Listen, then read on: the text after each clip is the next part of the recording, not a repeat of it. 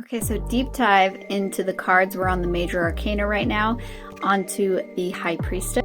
And we're going to talk about how she correlates to astrology. If you haven't seen my other videos, the reason why I'm doing this in particular in terms of astrology is because I developed a spread or a system of reading charts using tarot. I call it astrological tarot map. But let's get into this Fool's journey, shall we? We started with the Fool, which is about taking that leap of faith in your journey. I explained how that journey has everything to do with balance in every aspect of things. But then we jumped into the Magician, which is the next portion of his journey. You can go get a more in-depth thing on my other. But the Magician is all about learning how to use the tools that we have at our disposal and our understanding, gaining an understanding of the universe and a skill of how to use that. The next leg of the Fool's journey is the High Priestess.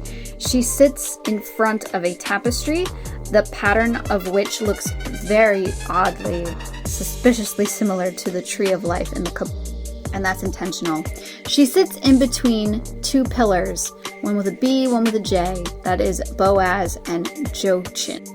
This is very much the left-hand path and the right-hand path. She has everything to do with balancing our light and our dark, as she sits in between, and her intuition, symbolized by this moon at her feet, is her guide in this. It's very much balancing occult knowledge, darkness, or what is hidden in the dark, with our light, which is possibly Levitical law in this case, but morality and or the laws of the universe, and using our intuition as our guide in that balance. Astrologically speaking, the High Priestess represents the moon, which can be confusing because there's also a moon card, but that represents something different. We'll get into it.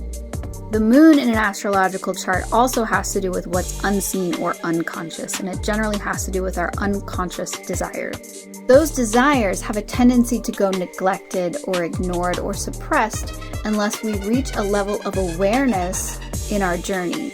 I'll use my moon as an example. I'm a Leo moon, and a Leo has everything to do with wanting to be center stage. But from a serving perspective, wanting to entertain people, make them happy.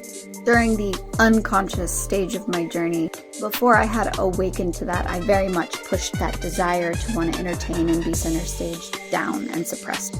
Because it's my moon rather than my sun, there was an internalized guilt around that feeling of wanting attention. Looking at other placements in my chart, I was able to narrow down where exactly that was coming from, but we can get into that later. High Priestess is the moon.